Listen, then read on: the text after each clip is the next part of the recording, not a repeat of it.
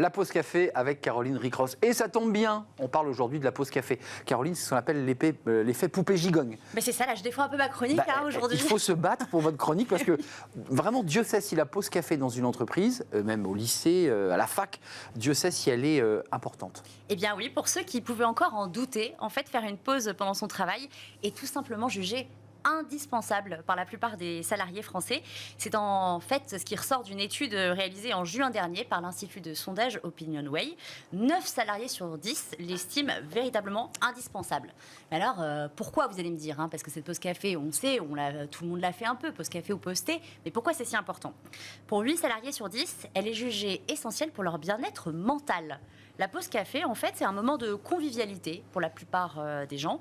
Selon cette étude, elle permet de parler avec ses collègues, d'autres choses d'ailleurs que le travail. Pendant la pause café, on parle un peu de soi.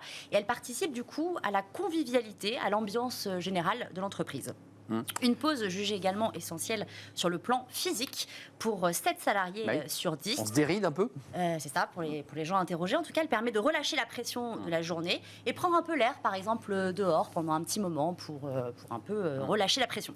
C'est un temps que l'on passe souvent avec ses collègues, mais il y a aussi des gens qui préfèrent le passer seul, un petit moment pour soi. 2 salariés sur 10, par exemple, profitent de ce moment pour surfer sur les réseaux sociaux.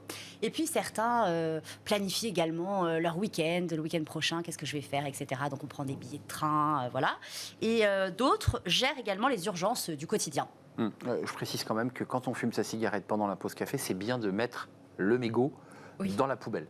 Parce que ça évite que devant les entreprises, vous ayez 1000 mégots qui viennent polluer les nappes phréatiques. C'est juste une petite parenthèse, mais c'est un message que j'envoie à ceux qui fument des cigarettes. Caroline, alors, ça reste un rituel. Et oui, il y a les pauses café qui sont pratiquées au moins une fois par jour par 7 salariés sur 10, mais aussi les pauses grignotage. À peu près la moitié des salariés s'y adonnent, en tout cas ceux qui ont répondu à ce sondage. Mais le sondage est allé encore plus loin, et finalement, il n'y a pas que la pause café ou la pause déj qui est possible en entreprise. 23% des travailleurs pratiquent par exemple des pauses méditation ou détente. Alors ça, j'avoue que moi, j'en connais pas beaucoup. Mais des salles de repos, effectivement. Oui, c'est ça. 19% des pauses sportives.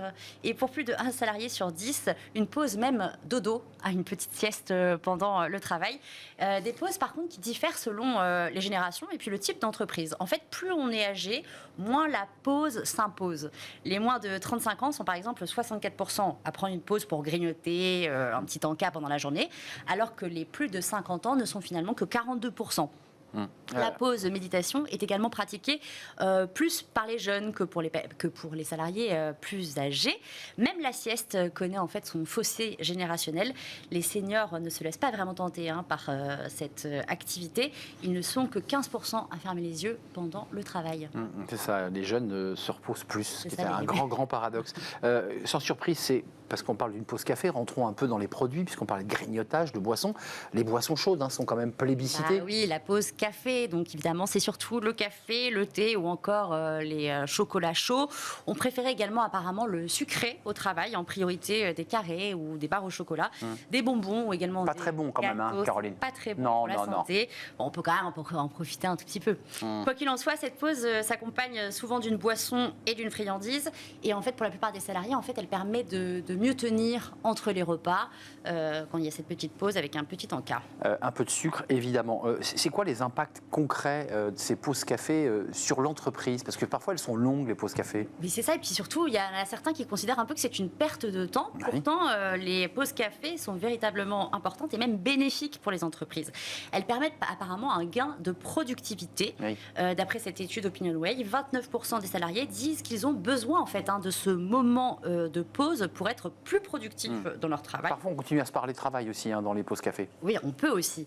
C'est d'ailleurs dans certaines entreprises, on peut essayer de prendre un café avec ses salariés pour parler un petit peu boulot ou pour régler une situation ou une accroche.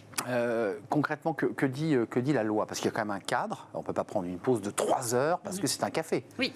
En France, les pauses effectuées au cours du temps de travail d'un salarié, leur durée et même leur rémunération sont réglementées. Le Code du travail prévoit en fait dans l'article L3121-16 que dès que le temps de travail quotidien dans l'employé atteint 6 heures, en fait, on peut réaliser une pause qui dure à peu près 20 minutes. Donc 6 heures de travail, donc pendant ces 6 heures, on ne peut pas prendre de pause. Ça, c'est ce que non, mais c'est ce que dit la loi. C'est ce que dit la loi. Après, les différentes jurisprudences permettent également de faire quelques pauses. D'accord, donc Pourquoi faut bien. vous dites ça Non, mais je dis ça parce qu'il faut bien la calculer. S'il faut travailler 6 heures et avoir une pause de 20 minutes. Mais la plupart du temps, les pauses durent même pas 20 minutes. Non, mais je ne m'adressais pas à vous, Caroline Ricross, évidemment, mais vous êtes sentie. Est-ce qu'il y a des inconvénients à cette pause café? Oui, c'est d'après les salariés interrogés dans cette étude, et d'ailleurs c'est un inconvénient auquel on ne peut pas véritablement s'attendre, c'est de prendre du poids. Puisque, garde en ligne, Arnaud, c'est la préoccupation numéro 1 des salariés qui grignotent. 63% craignent de grossir s'ils font trop de pauses alimentaires pendant leur journée de travail. Un appel, du coup, peut-être pour les entreprises pour mettre en place des distributeurs où il y a des aliments un peu plus sains. Des pommes, des fruits secs, et pas les barres chocolatées avec beaucoup de sucre et de produits pas bons pour le corps. Merci Caroline. N'oubliez pas de jeter vos mégots quand vous faites votre pause café, c'est important parce que ça pollue la nappe phréatique. Ça aussi, ça contribue à une forme de vertu du salarié à l'égard de la planète. Merci Caroline.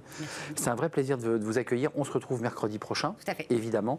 On fait une courte pause et on va s'intéresser alors au sujet central de Smart Job, le marché du travail. Marché classique où évidemment le DRH avait un peu le pouvoir sur le recruter. Là aujourd'hui, les choses se sont inversées. Ce sont ceux qui cherchent un emploi, qui commencent à prendre le pouvoir et qui décident de plus en plus. C'est complexe et ça transforme radicalement le marché du travail. On en parle avec mes invités, des experts de ce sujet. Évidemment, c'est juste après la pause.